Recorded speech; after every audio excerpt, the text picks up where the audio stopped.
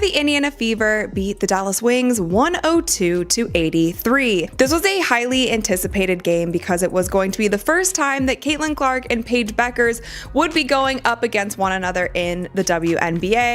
For years, basketball fans have followed one of the sport's most talked about matchups, Caitlin Clark versus Paige Bueckers. Two elite talents who took very different paths to greatness. Clark built her legacy at Iowa, while Bueckers became the star of UConn.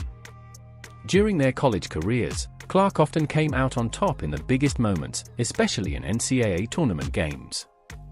Along the way, some critics questioned whether her style would be as effective in the WNBA.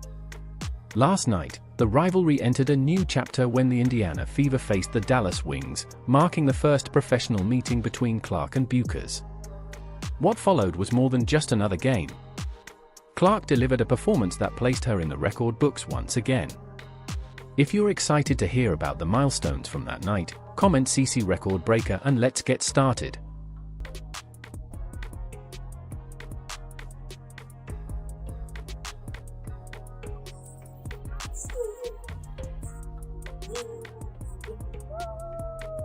Two basketball prodigies captured national attention while still in high school, and many believed they were destined to compete for years. Caitlin Clark and Paige Bueckers were both among the highest-ranked recruits in the country, but they stood out for different reasons. Clark became known for her long-range shooting, elite playmaking, and ability to take over games offensively.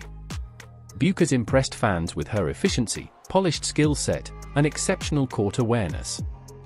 Both were stars, but they reached success in very different ways. Hey, Caitlin. You've known Paige since middle school, AAU. You guys were on the U19 World Cup team together. Is there anything that maybe stood out then about her, whether it be on or off the court, that maybe still reigns true today? I mean, I feel like she's played in the same manner that she, has since she was, whether we were on the U16 team together, U19 team together, whether it was me watching her in AAU, like she's always just been smooth. She takes what the game gives her. Her midi has always been as nice as it's been this year. She just plays way older than she is. Like she's confident, she's smooth, she just does everything at a high level, can score from all three levels, and that's how she's always played, and that's obviously translated really well. Their college journeys could not have been more different. Bueckers committed to UConn, one of the most successful programs in women's basketball history under Gino Auriemma. Clark chose Iowa, a program looking to make a bigger impact on the national stage. That contrast helped create some unforgettable tournament battles.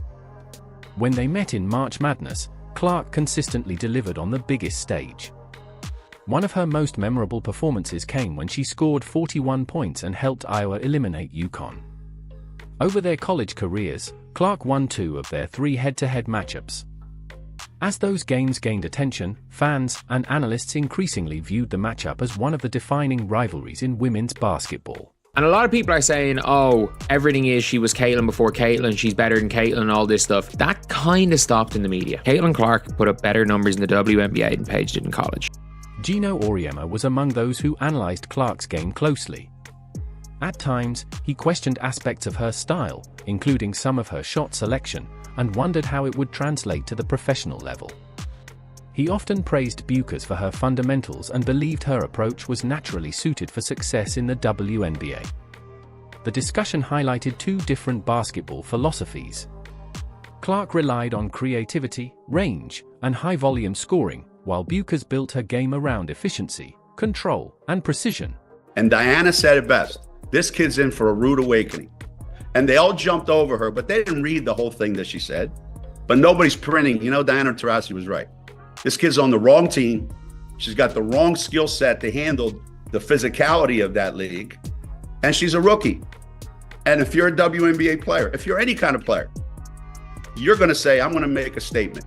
When both players eventually entered the WNBA, fans immediately began looking forward to their first professional meeting. Clark carried a 2-1 edge from their college rivalry, but the transition to the pro game created new challenges and new questions. Their first matchup quickly became one of the most anticipated games of the season. National television networks recognized the interest, and basketball fans across the country tuned in to watch. With Clark facing increased scrutiny during a difficult stretch with the Fever, the game carried extra importance. Everyone wanted to see how the next chapter of this rivalry would unfold. Talking to our player development coach yesterday, and he was like, just sent me a few things of like even Steph going through a slump. I think he was like 27 for his last 70 or something like that. Like the best in the world go through it, and I think that's like where you can find your confidence. And I think the thing I always fall back on is like, I know how hard I've worked, so this isn't something that's going to last, and the best players in the world go through this. So I feel like I'm getting good shots, and I think that's why it's frustrating, because those are the shots that I make. But this is where the story became even more interesting. Heading into this highly anticipated matchup, Clark and the Fever were struggling. Indiana had suffered disappointing losses to teams many believed they should have beaten. Defeats against the Los Angeles Sparks and Golden State Valkyries raised serious questions about the team's consistency. These were games fans expected the Fever to win, making the losses even more frustrating. Confidence was slipping, and pressure was beginning to build around the team. I feel like this stretch, this is a big game for us. I think we've struggled in the fact that we're able to play one good game, and then we play a bad game, then we play a good game, then we play a bad game. So I think for us is like, we got to find a way to be able to stack really good games together, and then we go on the road, and we're on a back-to-back, which is just a challenge in itself. No matter who you're playing, we play Connecticut, then we play New York. So I think Steph's message was, yes, All-Stars coming up, that break's coming up, but our focus is on these 3 games that we have left. So in that sense, I do think it's critical that our focus just remains on the game in front of us, and I feel like that's what everybody in the locker room is doing. At the same time, there appeared to be a growing difference in basketball philosophy between Clark and head coach Stephanie White. Clark thrives in a fast-paced system built around transition opportunities and quick decision-making. White often preferred a more controlled approach focused on half-court execution. The contrast between those styles became a major topic of discussion. Clark's strengths have always been most visible when the game speeds up, while the team's system sometimes limited those opportunities. During a game against the Atlanta Dream, cameras captured an intense sideline conversation between Clark and White. The exchange quickly attracted attention because it highlighted the competitive emotions and strong opinions both brought to the game. There is definitely something going on within the locker room, the front office. Something is off, man. This is the 3rd situation in one game we have had involving Caitlin Clark and the coaching staff and pretty much another player. And it looked like Caitlin Clark and Stephanie White definitely had a situation where they was in a heated exchange right before halftime. Roster changes only added to the challenges. Clark was working her way back from injury and trying to regain her rhythm. Meanwhile, players returning from international competition were being reintroduced into the lineup. Those adjustments affected chemistry and made it difficult for the Fever to establish consistency. Rotations changed frequently, and the offense struggled to find a reliable flow. Missed shots, turnovers, and stalled possessions became recurring problems. The transition game that often allows Clark to shine was rarely seen. Clark openly acknowledged the team's inconsistency, explaining that they seemed unable to string together multiple strong performances in a row. One good game was often followed by a disappointing one. Her own shooting numbers also dipped during that stretch, but she remained confident. Clark made it clear that she would continue trusting her game, pointing out that every great shooter experiences difficult stretches. Eventually, Indiana ended its losing streak with a victory over Atlanta. While the win was important, many of the underlying questions surrounding the team's identity remained unresolved. It can be frustrating when your shot isn't going in the way that you want it to, but then I look at the box and it's like, I'm really 4 shots away from having a really good game, a really good shooting game. So that's where you find your confidence, and I know those are shots that I can make, and I'm never going to stop shooting. So, until I break out of it, I'm just going to keep launching, and that's all I know, and I'm still confident in everything that I can do. That is why the Dallas matchup felt so important. It became a major test for both Clark and the Fever. Many fans wondered whether the coaching staff would finally allow Clark to play at the pace she preferred or continue relying on a more controlled style. The game carried extra significance because it arrived during the latest chapter of the Clark-Bueckers rivalry. Clark entered the contest eager to prove that her style of basketball could succeed at the highest level. Then something changed. Against Dallas, Stephanie White appeared willing to give Clark more freedom to direct the offense and control the tempo. It was more than a minor adjustment. The Fever looked far more comfortable playing with speed, and Clark was trusted to lead the attack in a way that suited her strengths. Leah Rue the other night had a season-high 18 points. Here's Boston turning the corner. Dishing to Hull. Extra feed Clark. A deep three. You bet! And he actually brought up stats from a shooting slump Steph Curry went through. She said that made her feel a lot better. That pass will as well. Right on the money to Mitchell. Cunningham attacked the closeout. Clark, the rejection of Quinterly. Clark, the flick ahead. Oh, beautifully done. Touchdown Fever. Early on, it was difficult to know whether the strategy would pay off. Both teams spent the opening quarter feeling each other out and searching for momentum. Indiana played well, but nothing suggested a historic night was about to unfold. Clark focused on involving her teammates and keeping the offense organized. The wings stayed within striking distance, and the game remained competitive. At that stage, it looked like fans were in for a close battle. What nobody realized was that the biggest moments of the night were still waiting to happen. Here's Clark being hawked by Isaiah James. Clark sidestepping three is good. Clark backing down Quinterly. 6 to shoot, baiting away and dropping it in. Beautiful. Here's Clark off the screen, through the lane, feeds Howard. Another assist for Clark. That's 13 as Howard is up to 18 points.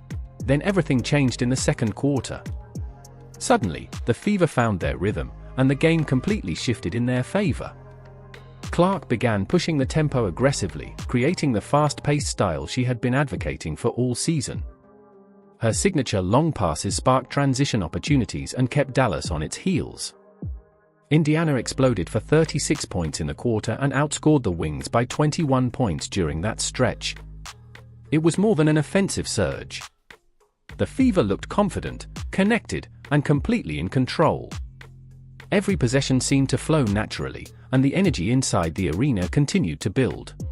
And he actually brought up stats from a shooting slump Steph Curry went through. She said that made her feel a lot better. That pass will as well. Right on the money to Mitchell. A tenacious start from Caitlin Clark. Here's Agumbawale. Off on a three. Long rebound. Mitchell. You're not going to catch her. Kelsey Mitchell in for two. They elevate each other because of how hard they compete. Nice look. Aaliyah Boston with a gorgeous dime to Kelsey Mitchell. Clark's teammates thrived in that environment. Kelsey Mitchell delivered another outstanding performance, scoring 20 points while shooting efficiently and extending her impressive streak of double-digit games. Natasha Howard was equally effective, finishing opportunities around the basket and constantly putting pressure on the defense. Aaliyah Boston dominated in the paint, converting scoring chances and making life difficult for Dallas inside.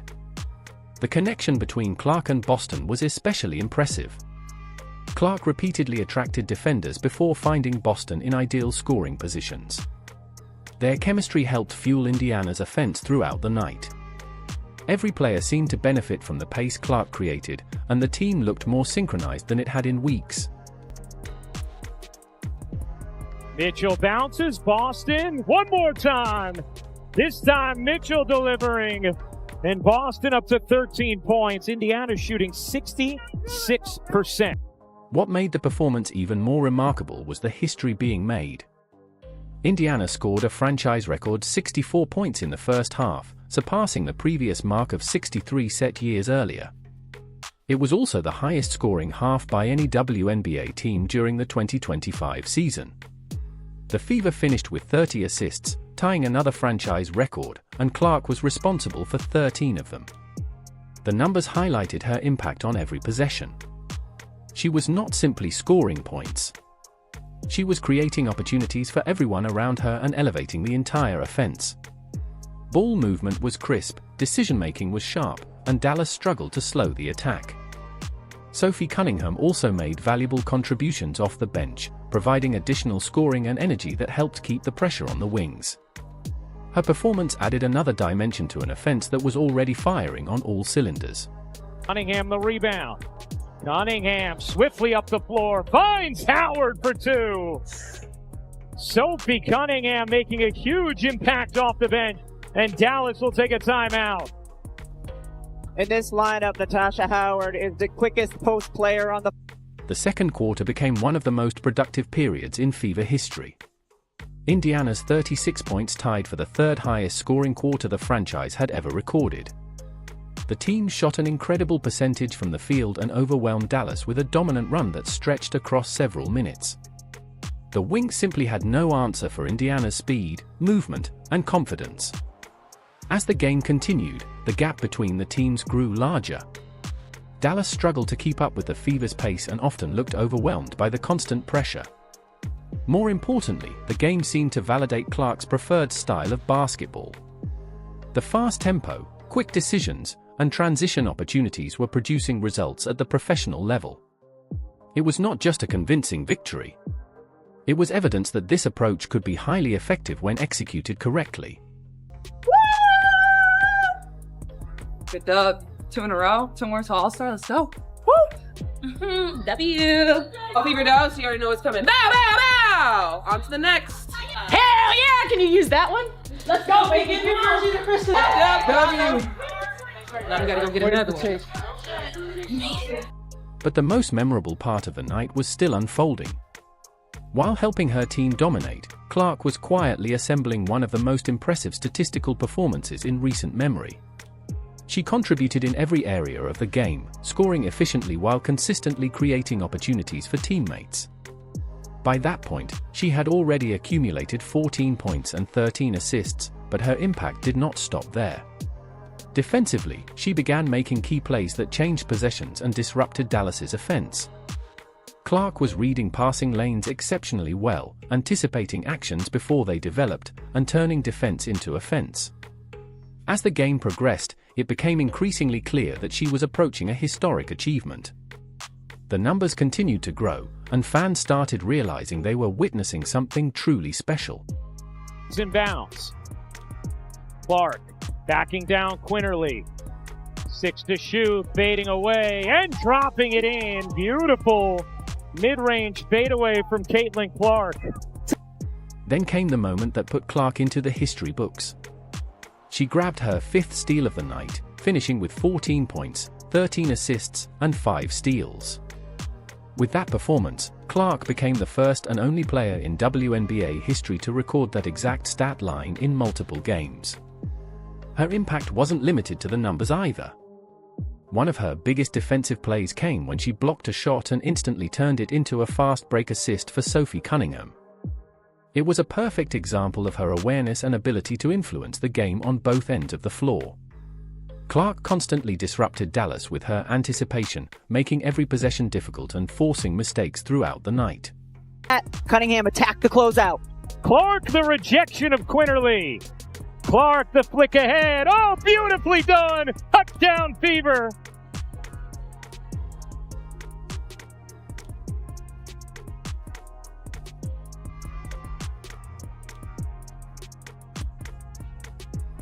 Sophie Cunningham runs the route and puts her hand up in the air, gives Caitlin Clark the target, barely over the fingertips of Hines Allen.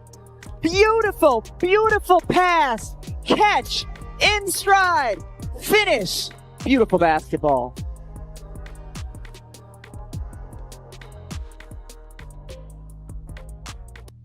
Paige Bueckers and the Wings struggled to find any answer for Clark's all-around performance. One of the clearest signs of Indiana's dominance was the performance of Arikau Gunbol, who went scoreless from the field and finished with just 2 points. As one of Dallas's top players, her difficult night reflected how effective Indiana's defense was. The Wings tried to slow Clark down with physical play, grabbing her away from the ball and using different defensive tactics. None of it worked. Clark stayed composed, found open teammates, and attacked whenever opportunities appeared. Every adjustment Dallas made seemed to create another opening for Indiana. By the final buzzer, the Fever had secured a convincing 102-83 victory. More importantly, Clark answered critics who questioned whether her game could thrive at the professional level. It wasn't just a strong performance. It was a statement that she belonged among the league's best players. I feel like this was one of their best games as far as playing Fever basketball, which is a fast-paced style of basketball. They played Fever basketball for, I would say, about 75 to 80% of the game. And we have obviously seen this style of basketball, the style of basketball that we all know and love from the Indiana Fever, but we have only really seen it in short spurts. There have been so many games and so many times throughout this season where it feels like the Fever system is a slow down basketball type of system. Their offense wasn't running smoothly, but in this game, they were playing quick. They were moving the ball around. They had so many points off of the fast break. The message from this game was impossible to ignore. Clark proved once again that she can compete with the WNBA's elite while setting records that no other player has matched. The dominant win over Bueckers and the Wings showcased what Indiana is capable of when Clark is allowed to play at her preferred pace. Team records were broken, individual milestones were reached, and the chemistry on the court looked stronger than ever. Most importantly, the Fever finally appeared fully connected offensively. With the second half of the 2025 season approaching and the professional rivalry between Clark and Bueckers only beginning, fans have plenty to look forward to. Tough matchups against Connecticut and New York are next on the schedule, but after this performance, excitement around the Fever is higher than ever. If you're excited about what's ahead, comment CC Record Breaker, like the video, subscribe, and turn on notifications so you don't miss the next update.